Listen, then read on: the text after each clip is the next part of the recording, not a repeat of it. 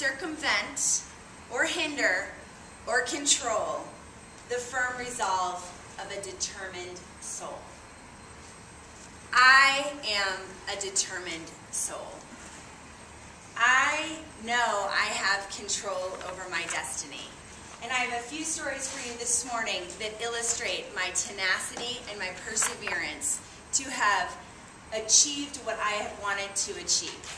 The first one starts in San Francisco in 1998.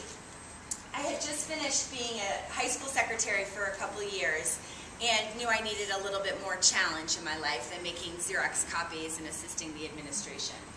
So I was really open and talking to everyone about what I could do in business and in life. My dad and I were at a wedding in Boston in 1998. He's a huge fan of mine. He's wonderful.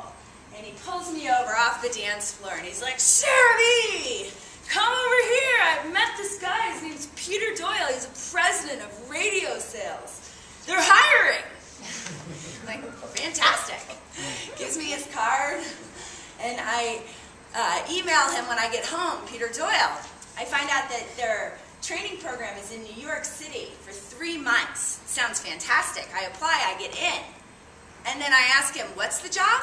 What am I going to do?" And radio sales. Okay, I think I could do that.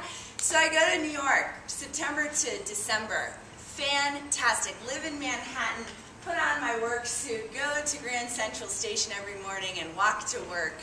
And it was just such an adventure. Now, a little caveat of the training program was there was a contract that I had signed that said when the training program was over, I would take a job in whatever city the job was available. I had no intention on moving to Detroit, to Atlanta, Philadelphia. That wasn't going to work for me. I needed to go back to San Francisco. So I just sort of ignored the interviews, and everyone else in my program is getting all wrapped up into where they're going to move, and I'm waiting to hear if there's a job in San Francisco. There's not. However, I am determined. So I just know there's going to be something coming my way. President of the program pulls me into his office a few days before the program ends, and he said, "Sarah, you're not applying for any jobs. What's your plan?" And I said, "Oh, I understand. I'm going back to San Francisco." And he said, "There's no job. What's your plan?" He repeated himself. And I said, "You know, I would really love the opportunity just to go and help in the office. Don't worry about paying me. I got to make it happen. I can't move." And so he was dumbfounded, but just sort of let me do what I needed to do. So I fly home to San Francisco. I put on my work outfit. I go to the office. What office? I don't even have an office. I'm sitting at like the front desk. I don't have a manager. I don't have a company. And people just, give me work. I'm getting coffee, and what do you know? A couple of weeks, something opens up. ABC Radio Sales. I worked there for 8 years. I did not say no.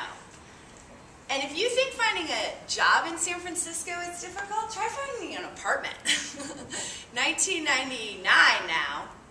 I have a dog, I have a husband, and we're moving. And there are no apartments, and certainly no apartments for dogs. Except for one, I find. It's going to be perfect. It's in the Lower Haight. It's on the same street as Buena Vista Park. So I am determined. We are going to get this apartment. So we show up early, and I corner the landlord. I'm like, "Hi, James. Sarah Hutchinson. Yes, it was Sarah Hutchinson. nice to meet you." And I think 60 people probably came in to look at this apartment. And I think about 2 of them got a chance to say hello to this man, because I was like asking him questions and telling stories, and just really, I knew I wanted this apartment. So what do you know? I got the apartment. So that was my second resolve of determined soul. And my third story is backcountry.com. After the radio sales job, we moved to Park City, and I needed a job. So I convinced my manager, actually, of the radio sales to allow me to open up a Utah office. So that was going to be fantastic until it wasn't that fantastic. I didn't really want to sell radio in Salt Lake. And so I found another job. I worked at a catering company, and that really worked well with my lifestyle. I could bring my baby to work, and then I didn't like working on the weekends and the night, so then that wasn't really ideal either. So here comes the universe that gives me the opportunity to apply for an executive assistant to the founder. I apply in April. I think this is going to be fine. I mean, I've already been a secretary once in my life. I can be an assistant. Like, what's the job? All I know is backcountry.com. It sounds fantastic. I love gear.